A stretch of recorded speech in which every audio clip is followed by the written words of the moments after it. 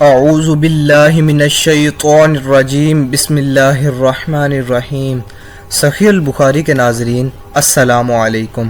تو کیسے ہیں آپ سبھی؟ امید کرتا ہوں کہ آپ سب خیریت سے ہوں گے۔ تو دوستو، آپ میں زیادہ تر لوگ انٹرنیٹ تو یوز کرتے ہی ہوں گے، تو اس کے ساتھ آپ کو یہ بات بھی پتہ ہوگی کہ کیسے غلط احادیث بنا کر لوگوں کو گمراہ کیا جاتا ہے۔ تو ناظرین، میں جو حدیث آپ سے شیئر کرنے جا رہا ہوں وہ میں نے کسی عالم دین سے نہیں سیکھی، بلکہ وہ حضرت امام بخاری رحمۃ اللہ علیہ کی عظیم کتاب صحیح بخاری سے لی گئی ہیں۔ صحیح بخاری کی حدیث نمبر 138 حضرت ابن عباس رضی اللہ تعالی عنہ سے روایت ہے، نبی صلی اللہ علیہ وآلہ وسلم سوئے یہاں تک کہ خراٹے برنے لگے، پھر آپ نے بیدار ہو کر نماز پڑھی۔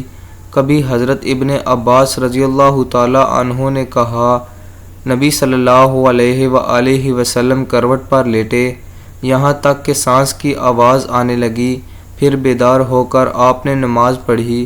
پھر حضرت سفیان نے اس روایت کو دوبارہ تفصیل سے بیان کیا کہ ابن عباس نے فرمایا، میں نے اپنی خالہ حضرت میمونہ رضی اللہ تعالی عنہا کے گھر رات گزاری۔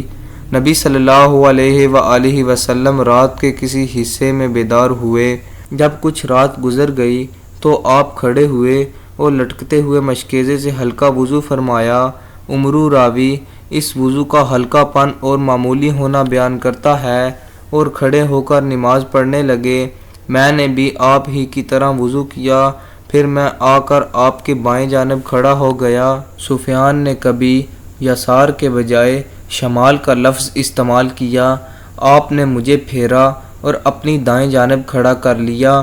پھر آپ نے جس قدر اللہ کی توفیق میسر آئی تہجد کی نماز ادا فرمائی، پھر کروٹ کے بل لیٹ کر سو گئے حتیٰ کہ خراٹے برنے لگے۔ پھر مؤذن آیا اور اس نے آپ کو نماز کی اطلاع دی۔ آپ اس کے ساتھ نماز کے لیے تشریف لے گئے۔ آپ نے نماز پڑھی اور وضو نہیں فرمایا۔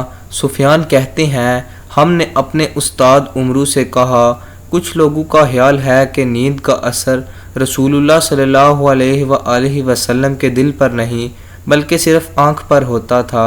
عمرو نے جواب دیا، میں نے عبید بن عمیر کو یہ کہتے سنا ہے کہ حضرات انبیاء علیہ السلام کے خواب وہی ہوتے ہیں۔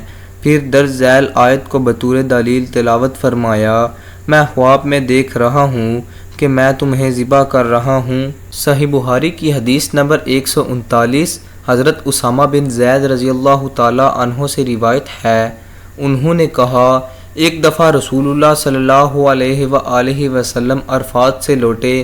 جب گھاٹی میں پہنچے تو آپ اترے، پیشاب کیا، پھر وضو فرمایا، لیکن وضو پورا نہ کیا۔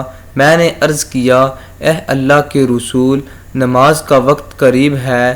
آپ نے فرمایا، نماز آگے چل کر پڑھیں گے۔ پھر آپ سوار ہوئے، جب مزدلفہ آئے تو اترے اور پورا وضو کیا۔ پھر نماز کی تکبیر کہی گئی اور آپ نے مغرب کی نماز ادا کی۔ اس کے بعد ہر شخص نے اپنا اونٹ اپنے مقام پر بٹھایا۔